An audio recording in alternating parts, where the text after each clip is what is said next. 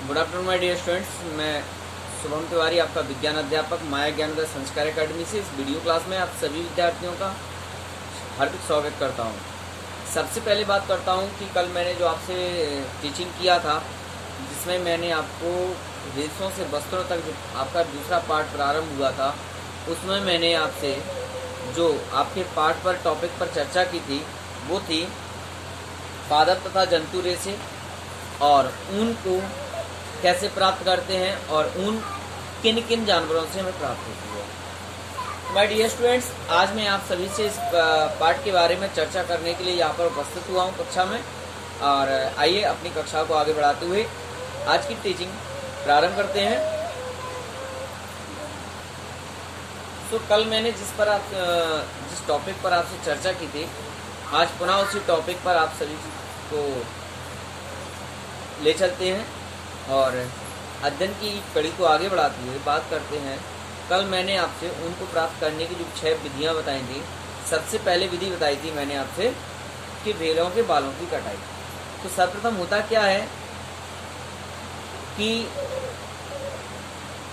जो भेड़ या जो बकरियां या याक आदि जो जंतु हैं जिनसे ऊन प्राप्त होती है, ऐसे जंतुओं की ऊपरी त्वचा पर जो बाल हुआ करते हैं उसको मशीनों द्वारा या फिर मानव द्वारा उनके जो रेशे होते हैं बालों के, उन्हें निकाल लिया जाता है। निकालने के पश्चात एक अभिमार्जन की क्रिया होती है और अभिमार्जन की क्रिया द्वारा उनके बालों की सफाई, उनमें जो चिकनाहट है, उनमें जो धूल है, मिट्टी है आदि सभी को साफ सफाई किया जाता है। तो भेड़ बकरियों की ऊन से चिकनाई तथा धूल मिट्टी के कणों को आदि को हटाने की जो प्रक्रिया है वो अभिमार्जन कहलाती है। अभिमार्जन के बाद रेशों की छटाई होती है।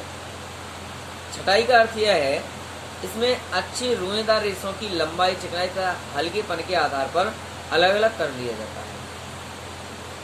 जैसे अगर मान लीजिए एक बाल्टी में 10 चीज़ों को 10 प्रकार की 10 रंग की या गेंदें डाल दी हमने। अब मैंने कहा अलग अलग रंग की गेंदों को छांटिए।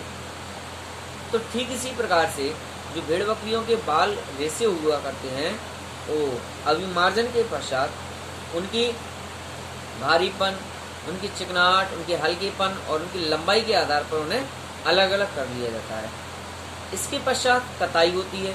अभिमार्जन से प्राप्त रेशों को सुखा लिया जाता है और इस प्रकार छोटे छोटे व कोमल फूले हुए रेशों की ऊन के धागों के रूप में कताई की जाती है। कताई करने के पश्चात फिर उनकी रंगाई होती है, यानी उन्हें कलरफुल किया जाता है, जैसा कि हम लोग बाजार में भिन्न भिन्न प्रकार की चीज़ों को देखते हैं। इसके बाद फिर उनसे धागा बनाया जाता है। तो धागा बनने के पश्चात भिन्न भिन्न प्रकार के वस्त्रों का उनसे निर्माण किया जाता है। ये थी ऊन प्राप्त करने की प्रक्रिया। आज मैं आप सभी से बात करूंगा। अब इसमें एक नोट और है, इसमें एक बात और है कि जो कारीगर इस प्रकार के कार्य को करते हैं, तो ऊन उद्योग हमारे देश में अनेक व्यक्तियों के लिए जीविकोपार्जन है। यानी भारत में अगर देखा जाए तो ऊनी वस्त्र उद्योग या सूती वस्त्र उद्योग इतने बड़े पैमाने पर लगा हुआ है, इससे लघु और बड़े पैमाने के व्यापार धंधे भी हो रहे हैं। तो यह महत्वपूर्ण साधन है लोगों की जीविका अर्जन करने का। परंतु जंतु रेशों की छटाई करने वाले कारीगर कभी कभी एंथ्रेक्स नामक जीवाणु देखिए, जीव जंतुओं के रेशे जो हुआ करते हैं, तो इन रेशों में एंथ्रेक्स नामक जीवाणु होता है, जिस कारण से जो कारीगर हुआ करते हैं वो संक्रमित हो जाते हैं इस जीवाणु द्वारा।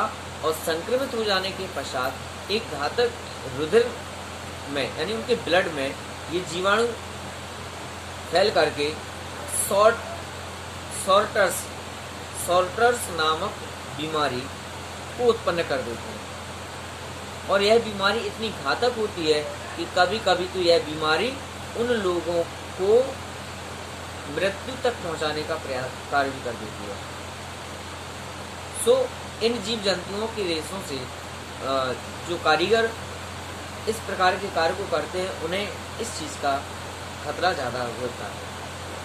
आज बात करते हैं रेशम और रेशम के कीट की, कि रेशम कैसे प्राप्त होता है। आज जो हम बड़े बड़े बहुत सारी डिजाइन में और चिकने और सिल्क में जो आज कपड़े पहनते हैं चमकीले, तो ये रेशम हमें कहाँ से प्राप्त होता है और कैसे प्राप्त होता है, आइए इसके बारे में अध्ययन करते हैं आपसे।